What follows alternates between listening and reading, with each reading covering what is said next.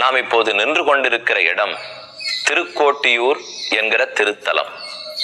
வைணவ திருத்தலங்கள் 108. அதில் திருக்கோட்டியூர் மிக முக்கியமான திவ்ய தேசம். இதை கோஷ்டிபுரம் என்னும் திருக்கோட்டியூர் என்னும் சொல்லுகிறார்கள். பிரம்மா, விஷ்ணு, சிவன் ஆகிய மூவரும் கூடி எப்படி விரோதிகளை எல்லாம் ஒழித்து அடியார்களை காக்கலாம் என்று ஆலோசனம் பண்ணின இடம். அவர்கள் கோஷ்டியாக கூடின இடம்ங்கிறபடியாலே இது கோஷ்டிபுரம் என்னும் திருக்கோட்டியூர் என்னும் வழங்கப்படுகிறார்கள். அதிலே ராமானுஜர் திருவரங்கம் ஸ்ரீரங்கத்திலே வாழ்ந்து வந்த காலம். ராமானுஜர் பிறந்தது 1017ஆம் ஆண்டு. அவர் 120 வருடங்கள் இப்பூவுலகத்திலே இருந்தார். 1137 வரை இருந்தார். அந்த சுவாமிக்கு கீதையினுடைய செம்மை பொருளை தெரிந்து கொள்ள வேண்டும் என்று ஆவல். அந்த கீதையிலேயே கடைசியாக கொண்டாடப்படுகிற சரமஸ்லோகம்னு நம்மால் எல்லாராலேயும் சொல்லப்படுகிற சர்வதர்மானு பரித்யஜ்ய மாமேகம் சரணம் பிரஜ அகம் துவா சர்வபாபேப்யோ மோக்ஷயிஷ்யாமி மா சுச்சஹா. இது 18வது அத்தியாயம் 66வது ஸ்லோகம். இது மிகச்சிறந்த ஸ்லோகம், எல்லாருமே அறிந்த ஸ்லோகம். என் திருவடிகளை பற்றுபவர்க்கு ஒரு கவலையும் தேவையில்லை என்று கண்ணன் உறுதியளிக்க கூடிய ஸ்லோகம். அதை சரம ஸ்லோகம்னு கொண்டாடுவார்கள். அதன் பொருளையும் ஓம் நமோ நாராயணாயாங்கிற திருமந்திரம் அதன் பொருளையும் இவற்றை தெரிந்து கொள்ள வேண்டும்னு ராமானுஜருடைய உள்ளத்திலே பேராவல் பூண்டது. அதை சொல்லக்கூடிய பெரியவர் இத்தருத்தலத்தே திருக்கோட்டியூரிலே திருக்கோட்டியூர் நம்பிகள் என்னும் பெயரோடே எழுந்தருளி இருக்கிறார் என்று கேள்விப்பட்டார். திருவரங்கத்திலிருந்து கால்நடையாகவே திருக்கோட்டியூருக்கு வந்து சேர்ந்தார். இவ்வூர் கோடிக்கு வந்து திருக்கோட்டியூர் நம்பிகளுடைய திருமாளிகை எங்கிருக்கிறது என்று கேட்டார். அதோ இருக்கிறது என்று கை காட்டினார்களாம். எந்த இடத்துல வாசல்ல நின்று கேட்டாரோ அங்கே கீழே விழுந்து நமஸ்கரித்தார். தன் தலை எங்கு பட்டதோ அங்கு எழுந்து நின்று மறுபடியும் நமஸ்கரித்தார். அவர் தலை மறுபடி எங்கு பட்டதோ அங்கு எழுந்து நின்று நமஸ்கரித்தார்.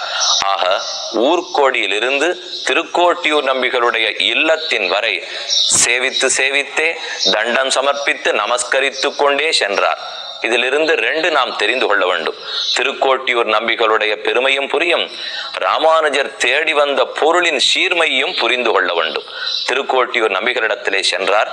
அடியேன் வந்திருக்கிறேன், கீதையோட சரமஸ்லோகம் தெரிந்து கொள்ள வேண்டும், திருமந்திரத்தின் அர்த்தம் சொல்ல வேண்டும்னு கேட்டார்.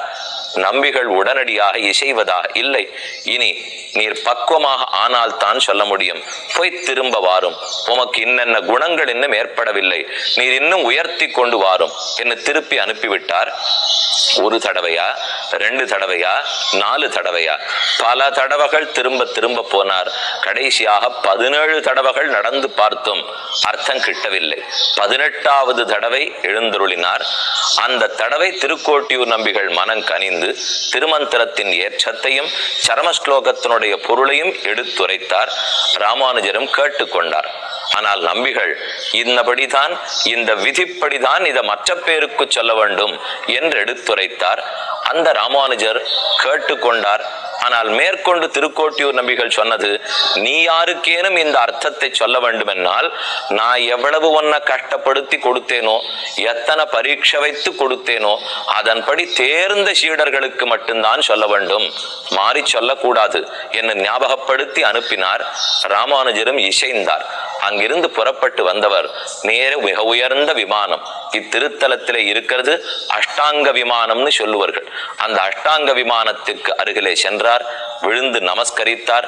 அங்க பக்கத்திலேயே நின்று கொண்டு இந்த சரமஸ்லோகத்தின் அர்த்தத்தை தெரிந்து கொண்டால் எல்லாருக்கும் வாழ்க்கையிலிருந்து விடுதலை ஏற்பட்டு மிகச்சிறந்த பேரின்ப வாழ்க்கையாகிற மோட்சத்தையே பெற்றுவிடலாம், முக்தி கிடைக்கும். இது எல்லாருக்கும் பயன்பட வேண்டும், இது யாரோ சிலரிடத்தில் இருக்கக்கூடாது என்று தன் திருவுள்ளத்திலே கொண்டு ஆசையுடையவர்கள் ஆறார் இருந்திருப்பரோ, ஓரளவு விஷயம் புரிந்தவர்கள் ஆர் இருந்திருப்பார்களோ அவர்களை அழைத்தார். அவர்களுக்கு ரொம்ப சுலபமாக இந்த அர்த்தங்களை சொல்லி முடித்து விட்டார். இவர் சரமஸ்லோகத்தினுடைய அர்த்தத்தை சொல்லின்றிருக்கார் என்று கேள்விப்பட்ட திருக்கோட்டியூர் நம்பிகள் தன் இல்லத்திலிருந்து வேகமாக வெளியே வந்தார். ராமானுஜரே, இதற்காகவா உமக்கு நான் சொல்லி கொடுத்தேன்? எவ்வளவு தூரம் சொல்லி சொல்லி பார்த்தேன், நீர் விதியை மீறினீர். குரு சொன்ன வார்த்தையை மீறினால் நரகம் கிடைக்கும் என்பது உமக்கு தெரியாதா என்று நம்பிகள் கேட்டார். ராமானுஜர் அவரை விழுந்து நமஸ்கரித்து, மன்னிப்பு கோருகிறேன். நன்றாக தெரியும், எனக்கு நரகம்தான் கிடைக்குங்கிறதும் புரியும். ஆயினும் என் ஒருத்தனுக்கு நரகம் கிடைத்து இவர்கள் இத்தனை பேரும் முக்தி பெறுவர்கள் என்னால் நரகத்தை மகிழ்ச்சியோடு ஏற்றுக்கொள்ளுகிறேன் என்று ராமானுஜர் சொல்ல, அப்பொழுதுதான் உதித்தது திருக்கோட்டியூர் நம்பிகளுக்கு. இவரன்னோ ஜெகதாச்சாரியன், இவரன்னோ எம்பெருமானார் என் அவரை ஆறத் தழுவிக்கொண்டு எம்பெருமானார் என்கிற பட்டத்தையே அப்போது கொடுத்தார். எம் பெருமானார், நம் எல்லாருக்கும் பெருமானார் அல்லவா?